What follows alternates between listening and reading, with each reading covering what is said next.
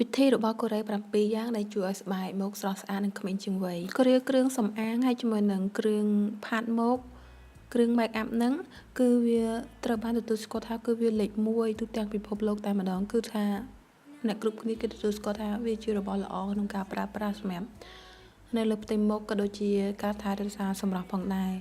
នេះគឺជាវិធី7យ៉ាងដែលក្នុងវីដេអូនេះនឹងបង្ហាញប្រាប់អ្នកពីរបៀបនៃការថែរក្សាសម្រស់របស់ស្ត្រីជនជាតិកូរ៉េទី1ប្រើប្រាស់កន្សែងក្តៅម៉ាសាជ្រលក់កន្សែងក្នុងទឹកក្តៅហើយយកវាមកគ្របលើមុខនិងធ្វើការម៉ាសាថ្នមរយៈពេល15នាទីបន្ទាប់មកយកកន្សែងចេញហើយប្រើប្រេងបំពន់ដល់ស្បែកមុខវិធីនេះធ្វើឲ្យឈាមរលល្អនិងបើករន្ធញើសនិងជួយបើកឲ្យស្បែកមានខ្យល់ដកដង្ហើមកន្សែងក្តៅម៉ាសាវាល្អណាស់ក្នុងការស្ប៉ាអ្នកនឹងបណ្ដោះប្រាក់ដោយចំណាយពេលត្រឹមតែ20នាទីស្បែករបស់អ្នកនឹងអរគុណអ្នកនៅពេលក្រោយទី2នោះគឺចាមស៊ូវិធីធម្មជាតិរហ័សក្នុងការតុបតែងមុខនិងឲ្យមុខអ្នកទន់មើលទៅដូចស្បែកមុខរបស់អ្នកដោយចាប់ផ្ដើមគឺផាត់មុខរបស់អ្នករួចរាល់ហើយចុងក្រោយនោះគឺប្រើម្សៅហុយលាបលើមុខឲ្យសព្វហើយយកមុខអ្នកដាក់ចូលក្នុងចានដ៏ធំមួយដែលពោពេញទៅដោយទឹកត្រជាក់15ទៅ30វិនាទីម្សៅហុយនឹងគ្របដណ្ដប់មុខអ្នកបានរៀបល្អអ្នកនឹងមានអារម្មណ៍ថាអ្នកមានអ្វីមកគ្របលើមុខដែលបានផាត់ការធ្វើបែបនេះនឹងធ្វើឲ្យអ្នកមើលទៅស្រស់ពេញមួយថ្ងៃនិងការផាត់មុខនេះនឹងជាប់បានពេញមួយថ្ងៃផងដែរហើយដោយអ្នកនឹងមិនចាំបាច់លាបក្រែមម្សៅម្ដងទៀតជាពិសេសនោះក្នុងរដូវក្តៅដែលជួយឲ្យការផាត់មុខជាប់បានយូរនិងមើលទៅមានផាសុខភាពទី3វិន័យ10វិនាទីដើម្បីស្បែកមុខស្អាតស្រស់ថ្លាអ្នកត្រូវលាបក្រែមលើមុខក្នុងរយៈពេល10វិនាទីបន្ទាប់ពីអ្នកមុជទឹកហើយព្រោះថាស្បែកមុខនៃរន្ធញើសអ្នកបើកអញ្ចឹងវាស្រូបបាននៅជាតិសំណើមនៃក្រែមនេះបានយ៉ាងឆាប់រហ័សដោយគ្រាន់តែជូតមុខថ្នមជាមួយនឹងកន្សែង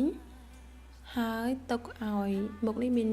ភាពសើមបន្តិចនៅលើមុខហើយប្រើក្រែមបើមិនអញ្ចឹងស្បែករបស់អ្នកនឹងស្ងួតវានឹងបង្កមានបាក់តេរីលើផ្ទៃមុខកុំភ្លេចប្រើក្រែមដើម្បីផ្ដល់ឲ្យស្បែកអ្នកមានសំណើមទី4ម៉ាស្រាយឬក៏គេហៅថា seaweed ជាស្រាយសមុទ្រប្រើសម្រាប់បំពន់ស្បែកមុខធ្វើជាម៉ាស់បិទមុខដោយអ្នកគ្រាន់តែយកបរិមាណសមល្មមដែលអាចបិទពេញមុខបានយកទៅដាក់ក្នុងទឹកក្តៅត្រាំវាក្នុងទឹកក្តៅអ៊ុនៗហើយត្រាំវាបន្តិចហើយយកវាបិទលើមុខទុកចោល15នាទីវីតាមីនជាច្រើនដែលមាននៅក្នុងម៉ាស្រាយក៏ដូចជាសមត្ថភាពនៃភ្នាក់ងារថែរក្សាស្បែកកម្ចាត់បាក់តេរីដែលវាជួយដល់អ្នកដែលមានបញ្ហាមុខមុនផងដែរនិងធ្វើឲ្យមុខអ្នកមើលទៅទន់រលោងស្អាតទី5ទឹកសណ្តែកធាតុផ្សំមួយនេះវាមានវត្តមានញឹកញាប់ណាស់និងយូរលង់មកហើយក្នុងផលិតផលថែរក្សាសម្រស់ជាច្រើនក្នុងតំបន់អាស៊ីប្រើបន្ទះសម្លេងច្រើនល្មមផ្ដិតនឹងទឹកសណ្តែកមកបិទឲ្យសព្វពេញផ្ទៃមុខទុកចោល15ទៅ20នាទីធ្វើបែបនេះ1ឬ2ដងក្នុងមួយអាទិត្យទឹកសណ្តែកមានសមត្ថភាពនៃសារធាតុបំពន់ស្បែកមុខនិងឲ្យមុខមើលទៅស្រស់ថ្លាហើយអ្នកក៏អាចយកទឹកសណ្តែកដើម្បីថែរក្សាសក់ឲ្យដុះលូតលាស់រឹងមាំនិងព្យាបាលសក់បែកចុងផងដែរទី6 Silver Cocoons វាត្រូវបានប្រើប្រាស់ជាយូរយារណាស់មកហើយវាគឺជារបស់ដែលអាចសម្រាប់សម្អាតស្បែកយ៉ាងល្អដោយអ្នកសោកវានឹងម្រាមដៃហើយម៉ាសាលើមុខ5ទៅ10នាទីកូខូនកម្ចាត់កោសិកាចាស់ជួយកោសិកាថ្មីឆាប់លូតលាស់មកវិញនិងជួយកម្ចាត់មុនក្បាលខ្មៅផងដែរអ្នកជំនាញខាងស្បែកខ្លះគាត់នឹងណែនាំឲ្យអ្នកប្រើមួយថ្ងៃរំលងមួយថ្ងៃហើយប្រើក្រែម moisturizer cream មកលើស្បែកបន្ទាប់ពីយើងប្រើប្រាស់កូខូននេះហើយកូខូននេះអាចនឹងរកទិញបាននៅលើបណ្ដាញសង្គមនានាផងដែរទី7ក្រូចឆ្មា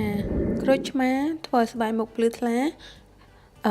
អ្នកកាត់ក្រូចឆ្មាជា2ហើយច្របាច់យកទឹកប្រើសម្លៃជ្រលក់នឹងជូតលើមុខ1ដងក្នុងមួយថ្ងៃ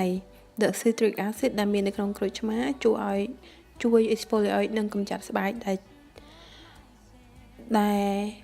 មានខ្លាញ់និងធូលីដីវីតាមីន C ដែលមាននៅក្នុងនោះនឹងជួយឲ្យអ្នកមានបំបត្តិនៅមុខដែលមានបញ្ហាខ្ ខ្មៅស្រអាប់ជ្រួញហើយនឹងមុនផងដែរតែសម្រាប់អ្នកដែលមានស្មារតីប្រតិកម្មសូមប្រយ័ត្នជាមួយនឹងក្រូចឆ្មានេះ